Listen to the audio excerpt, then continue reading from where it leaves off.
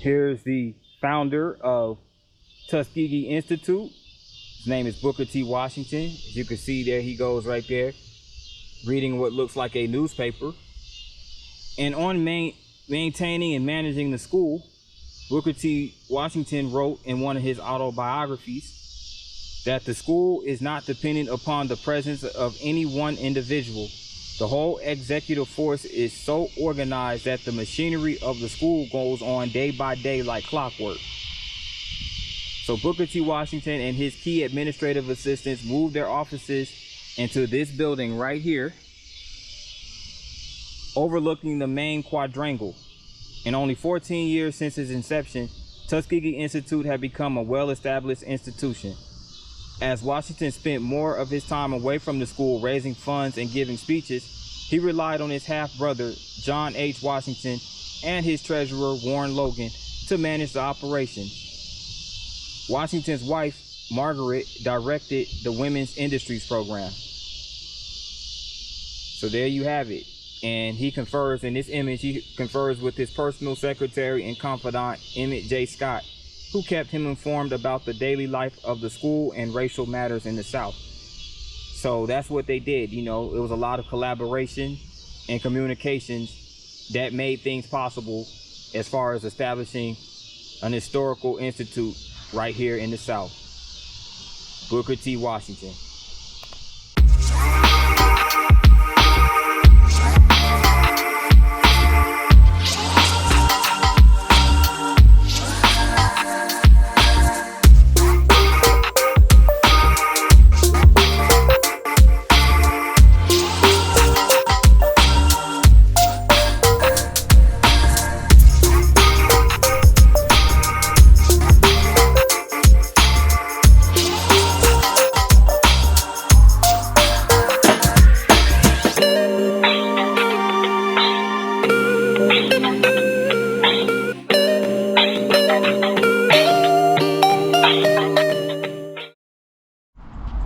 P9 back again with another video, and I'm here in Tuskegee, Alabama.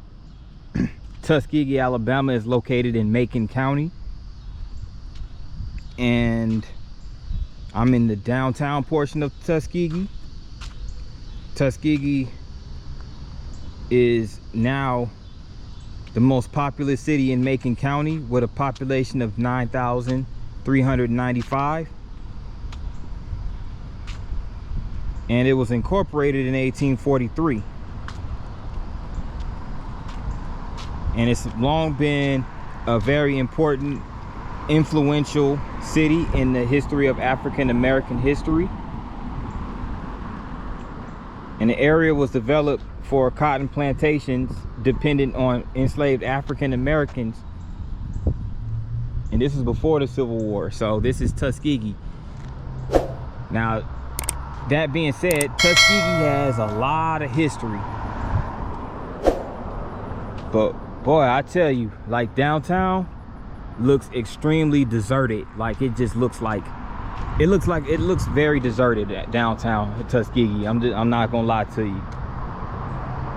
But nevertheless, I'm still gonna check it out, see what I can find from an historic standpoint. As you can see right here, they do have a sign that says, "Welcome to the city of Tuskegee, home of Tuskegee University and the historic Tuskegee Airmen." And the mayor is Lawrence Haygood Jr. So let's go ahead and check out downtown Tuskegee.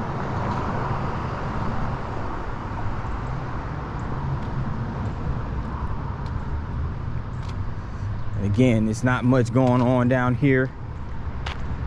A lot of these buildings are deserted and abandoned.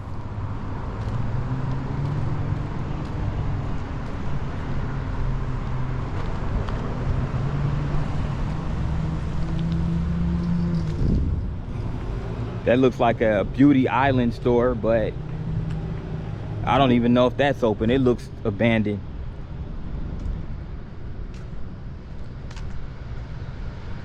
Across the street, it has what looks like a Tuskegee News building. Tuskegee News, established in 1865. a publication right here in Tuskegee.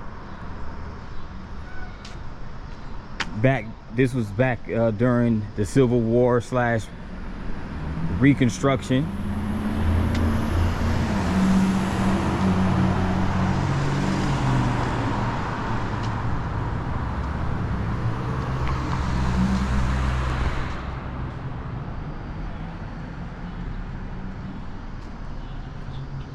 So they do have an establishment. They have a beauty supply store that's actually open right here.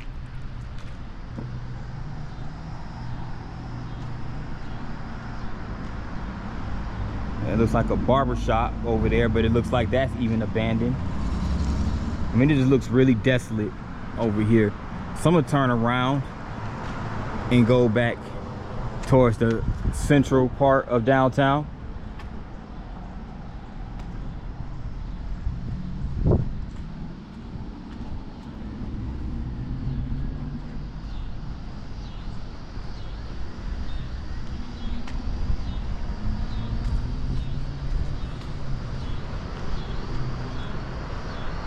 Again, Tuskegee does have a historic institute, Tuskegee University, so the town does have that going for itself. It's also the hometown of Lionel Richie, the lead singer of the Commodores, the legendary band the Commodores.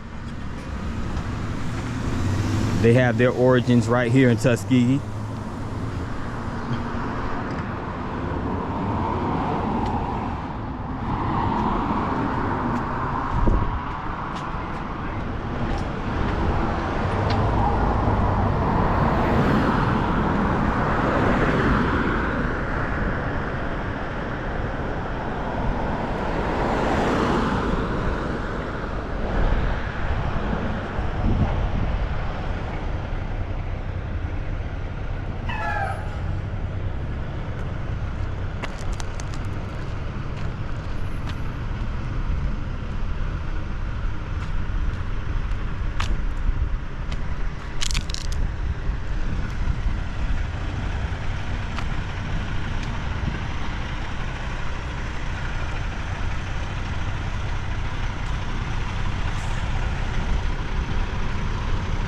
There's not even any cars downtown. There's no activity down here.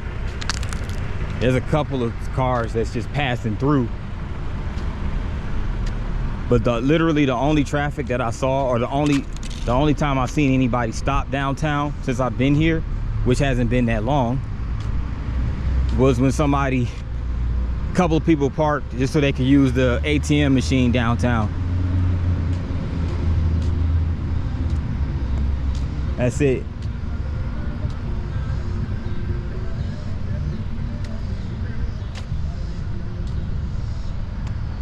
I mean, here's the park the park downtown, but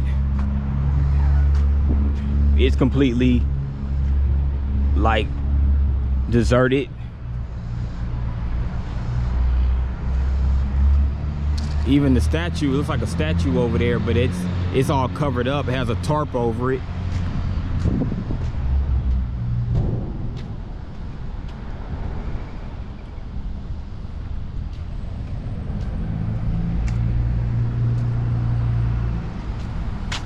There goes the bank right there, PNC Bank. And that building over there is the Macon County Courthouse.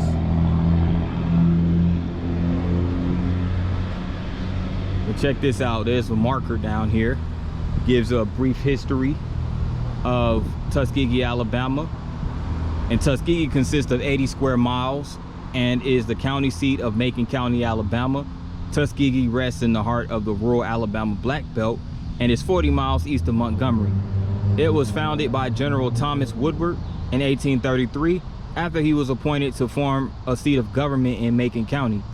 Tuskegee was later incorporated in 1843 and has been a site of major African-American achievements for more than a century.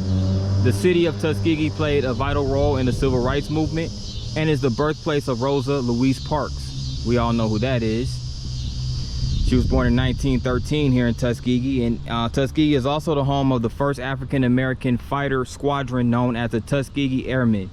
Voting rights and equal education for African Americans was guaranteed through famous civil rights court cases such as the Gomillan versus Lightfoot in 1958 and Lee versus Macon County in 1963, both taking place in Tuskegee. Tuskegee is also the location where Samuel Young Jr., the first African American college student, was killed as a result of his involvement in the civil rights movement. So there you have it. There's like a brief history of Tuskegee. There's a lot more history.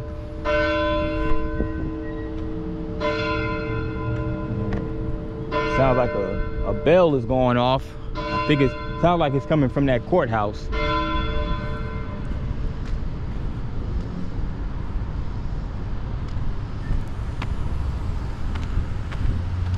Look at these abandoned buildings right here that's available. These vacant buildings that's available for rent, a lot of them.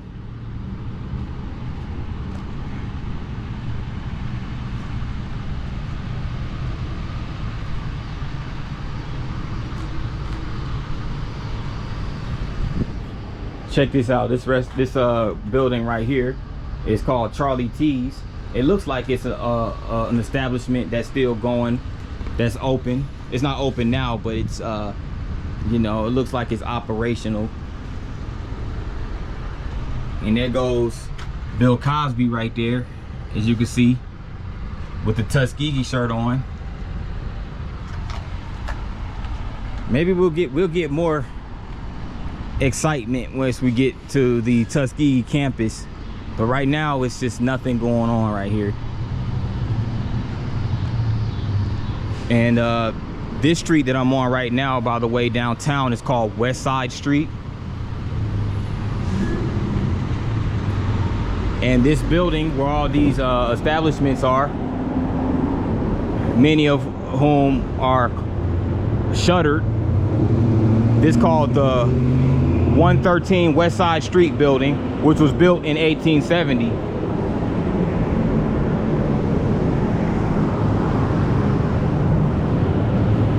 So it was built on the west side of the City Square Park.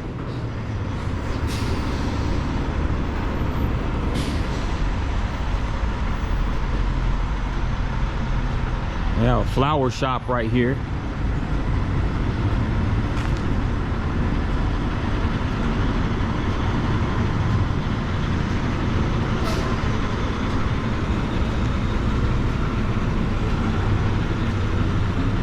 Check this out. There goes a baby picture of Rosa Parks, who was born Rosa Louise McCauley in Tuskegee, Alabama on February 4th, 1913. And this is called the Rosa Park, which was established in 2022. So it looks like this park was established in dedication to Rosa Parks. Rosa Parks was the mother of the modern day civil rights movement. And here's a collage of images, a collection of images of Miss Rosa Parks, as you can see right here.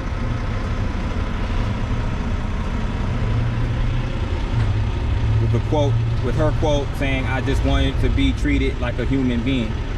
And yes, we all do. And we all know she was famous for her being arrested for refusing to give up her seat on a Montgomery city bus, which spearheaded the Montgomery bus boycott. And here's the famous photo of her in jail. So let me just go walk down here real quick.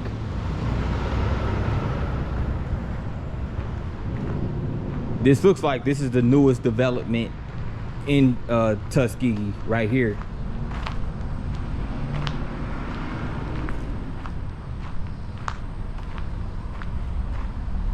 I mean, it's just, you know, not much, but it's I mean, it's something. It's okay. It's just, you know, Tuskegee is just very deserted and underdeveloped, you know.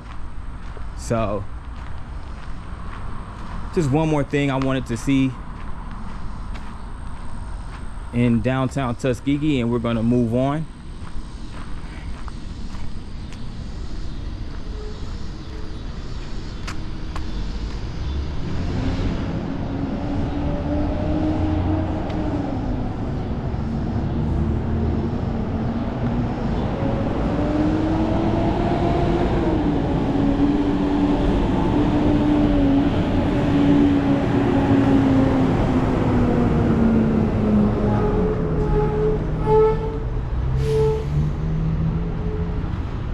Seen a whole bunch of tractor trailers rolling through here for sure.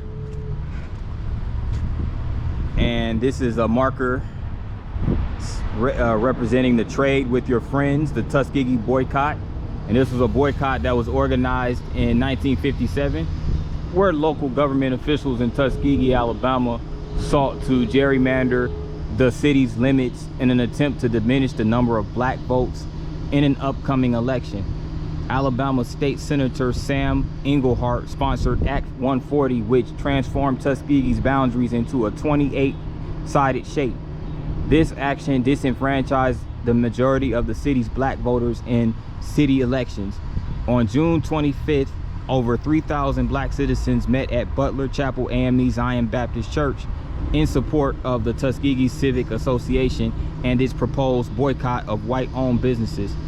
Term trade with your friends, the boycott continued for 4 years until the United States Supreme Court ruled that the state of Alabama had violated the 15th Amendment in the Gomillion versus Lightfoot case in 1960. The city's boundaries were then returned to their original positions in early 1961, and the boycott proved economically devastating for white-owned businesses that preferred to go out of business rather than give blacks the right to vote. And here's the map where their gerrymandering took place, where they redistrict the areas within Tuskegee to disenfranchise black voters. So that was very common in particularly in the South. You know, there was a lot of gerrymandering, redistricting, so that blacks did not have the right to vote. But of course, being that this is the South and there was a lot of civil rights activism going on, the blacks weren't going for it, and they said, look, we're going to fight back and we're going to regain our right to vote. So there you have it. But that wraps up downtown Tuskegee. Not a whole lot to see, but again, a lot of history. So we're getting ready to move on to the next part of the video, which would consist of Tuskegee Institute. Stay tuned. I'm here on the historic campus of Tuskegee University, which is a private, historically black land-grant university here in Tuskegee, Alabama, of course. And it was founded on July 4th by the Alabama legislator. July 4th of 1881, that is. So as you would imagine, there's going to be a lot of historical buildings, old buildings from that time period, many that were established in the late 1800s, some that were built in the 1900s. I'm pretty sure we're going to find some recently renovated buildings or some relatively modern buildings on campus, but here we are on the historical campus.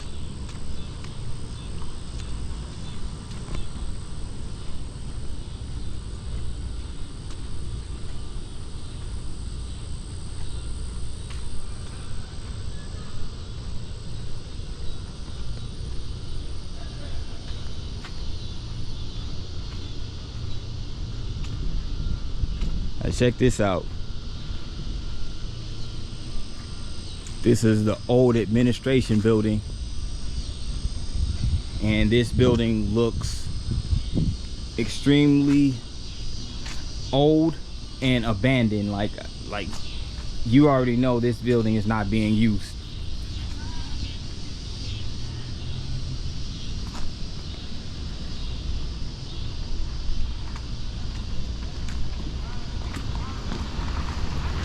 I don't know what they plan on doing with this building.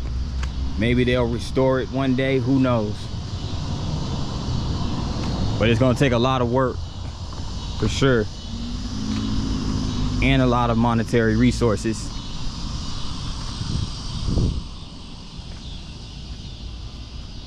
I'm not sure what that building is over there.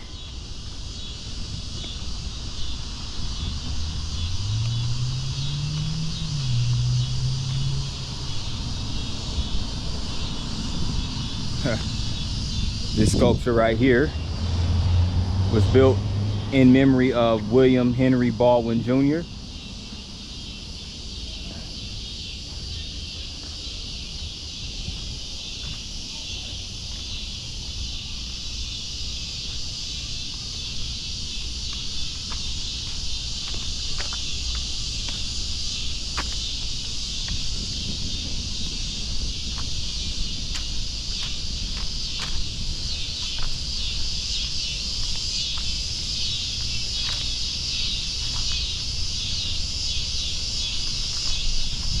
And this building, which again looks completely abandoned, is Carnegie Hall.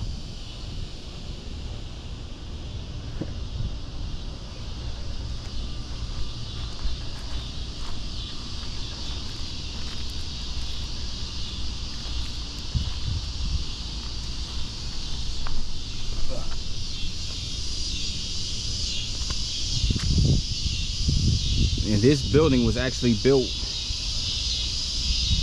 with a philanthropist by the name of Andrew Carnegie, who basically funded a lot of buildings being built on Tuskegee University. So Carnegie Hall actually served as the school's library from 1901 to 1932. George Washington Carver also taught Bible classes here, and W.E.B. Du Bois taught summer school here in 1903.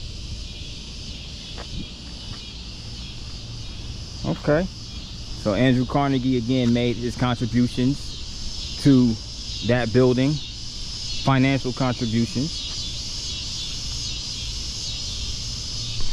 So what I should have mentioned, of course, is that this institution was indeed established in 1881, but it was founded by the historic Booker T. Washington.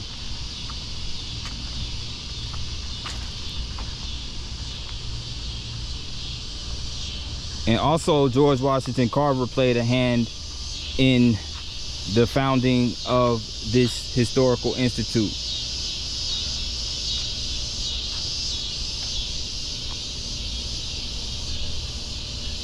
Now the actual campus and buildings on the campus was architected and designed by Robert Robinson Taylor, who was the first African American to graduate from MIT, which is short for Massachusetts Institute of Technology. So he was the real deal. I mean, that was rare back then for African Americans to graduate from an Ivy League school. So shouts out to Robert Robinson Taylor for his work in architecting this historical campus.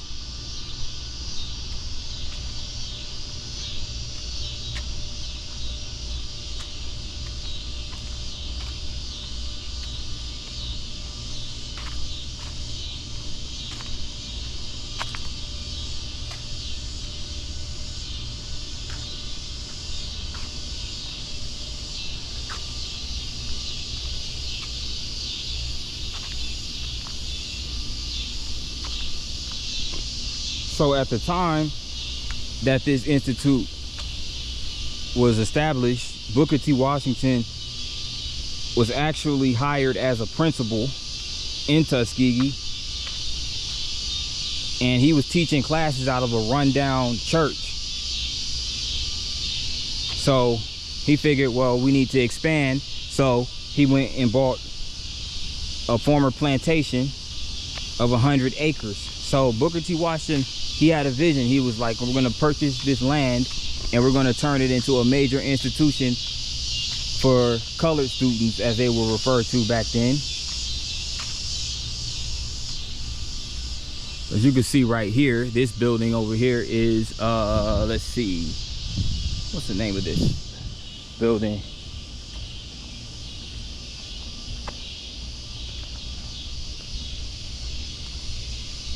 It's called Tompkins Hall, which has a gold dome on the top. And it serves as the school's dining and social center. So, you know, generally, especially back in the day, in the early 1900s, you would have, as you can see right here, you would have a lot of students gather here to attend concerts, dances, and meetings of clubs and other organizations. So this was basically just an area of entertainment and just socializing. And it also became the focal point for student civil rights activities in the 1960s. And during World War II, the facility housed a recreation room and entertainment area for enlisted men, including the famed Tuskegee Airmen.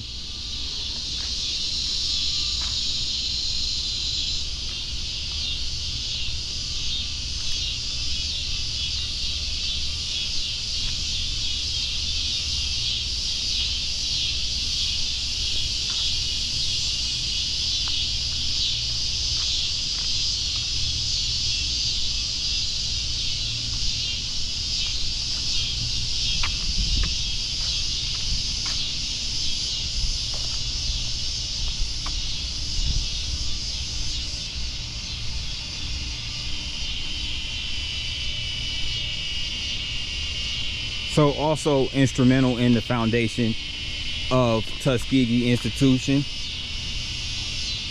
was a former slave by the name of Lewis Adams and George W. Campbell, who was a banker, merchant, and former slaveholder. So they both came together. Both Campbell and Adams came together with the vision of creating an institution. So it was a lot of players who were involved in the establishment of Tuskegee Institute besides Booker T. Washington.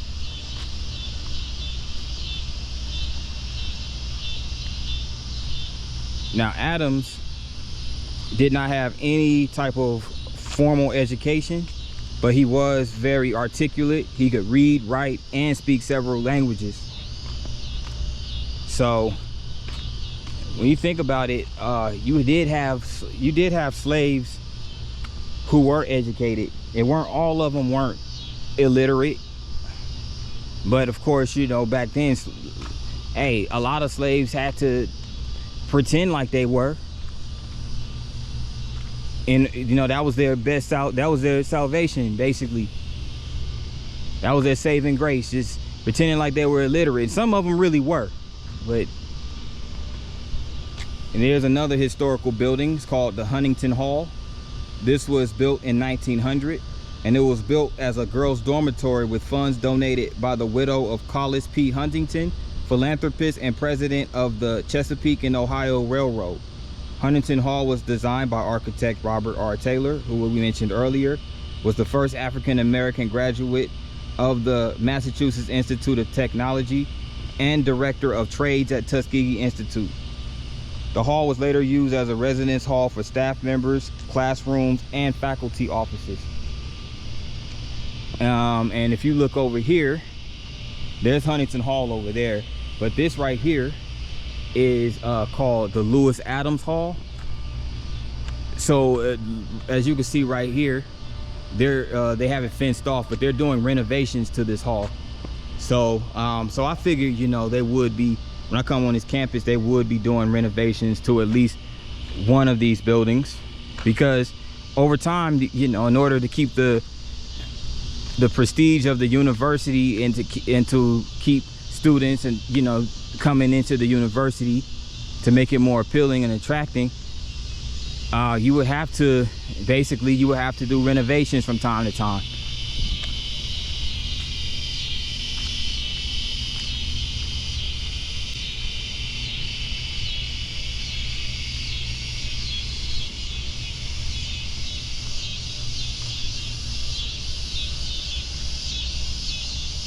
And this is one of the plots for one of the Greek organizations. I'm not sure which one it is. One of the fraternities. I'm not really well versed in fraternities and sororities, so forgive me if I don't know which one it is. I believe one of these plots is for the Zeta Phi Beta organization. So as you can see right here, this stone right here, which was erected in 1981. And y'all hear that noise in the background? If you're from the South, you know that those crickets come out in the evening time after the sun goes down. So that sound is all too familiar.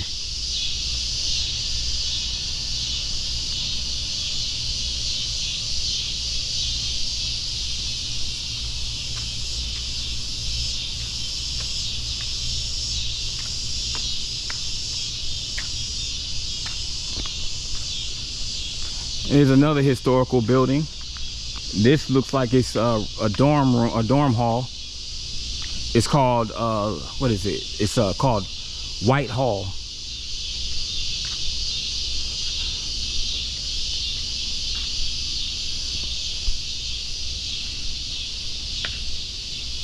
So this was actually renovated in 2003.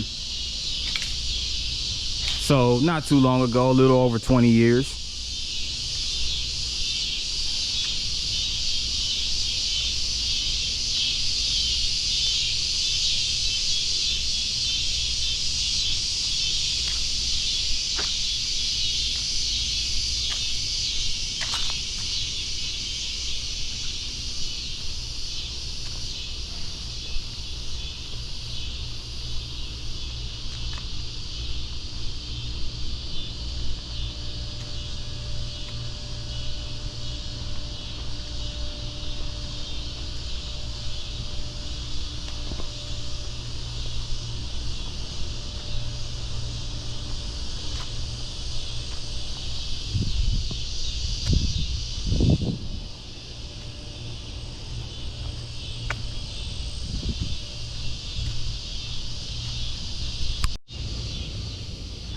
There's some more of the campus.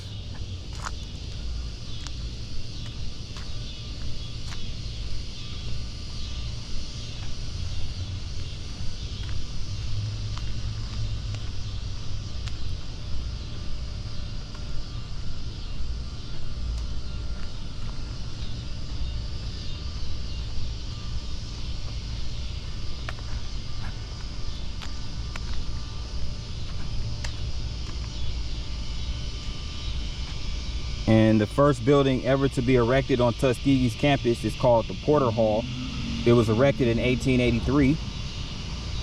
And there was another building constructed 22 years after that called the Huntington Academic Building.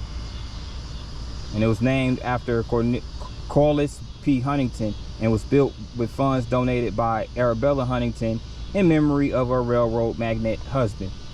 So these are two historic buildings right here on Tuskegee's campus.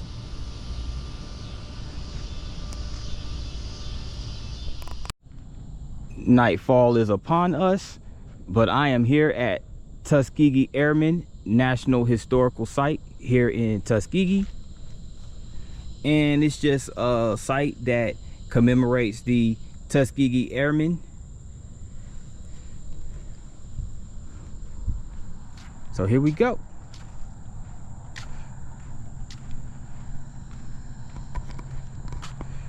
So just to give a backstory of the Tuskegee Airmen, Tuskegee Airmen came to Tuskegee from all over the nation. So these were young African American men to train as military pilots.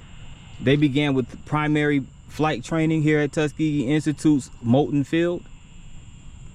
Tuskegee Institute also had a smaller field, Kennedy Field, where some cadets received orientation flights in the Piper J3 Cub aircraft during pre-flight training.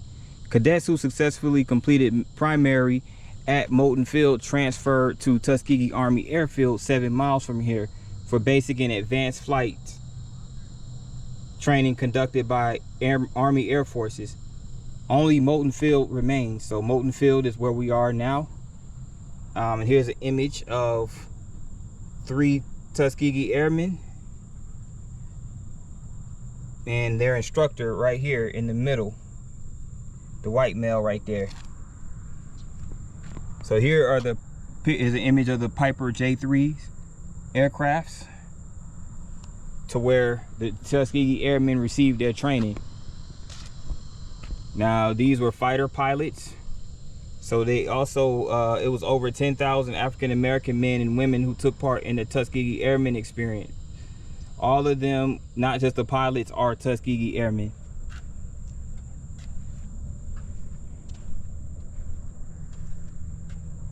So there's another image of the Tuskegee Airmen. And again, this Tuskegee Airmen National Historic Site commemorates the contributions of the Tuskegee Airmen during World War II and to American society afterward. So they were basically, you know, the Tuskegee Airmen were basically conducting all of this training in the 1940s. Remember, the military were segregated. You know, this was during Jim Crow. And but yet they still received training nevertheless. And of course, you know, it was with their efforts that, you know, military desegregation in the civil rights movement came after, you know, the Tuskegee Airmen trained and did all of their achievements and everything. So they're a very, very important part and a instrumental piece in the desegregation of the military that will ensue years after World War II.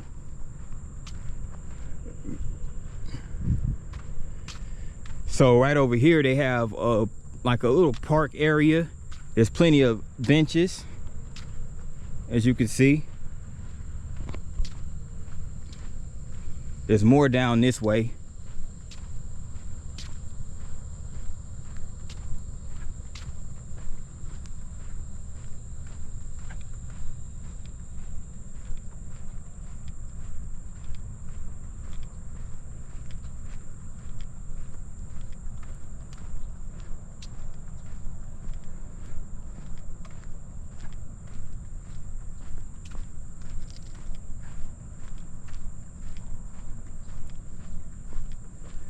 This is actually the first time, I mean, I've been to like commercial airports before several times. I've flown several times. But I've never been to an airfield before, like an aviation airfield.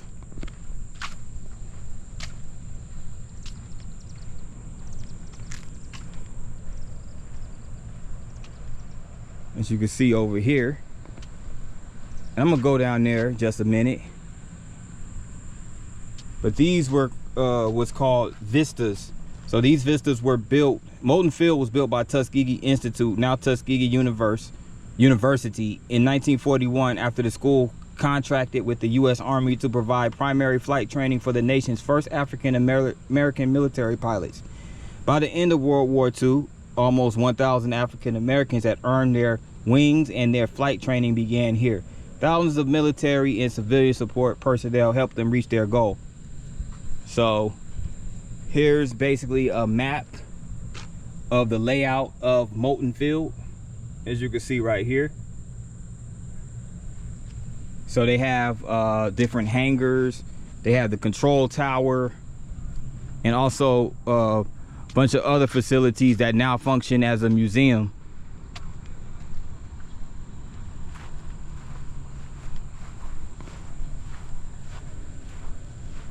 I'm not gonna go too far down there, but this is just basically what the airfield looks like. It's a layout. This is I'm just gonna give you a panorama of it. Not sure what that building is right there. I'm pretty sure it was just like I'm pretty sure it was a vista as well. But a lot of these buildings, you can see over there, there's a control tower. The control tower is over there, and they have a series of hangars and everything. So this is the airfield in a nutshell. This is where the Tuskegee Airmen did most of their training.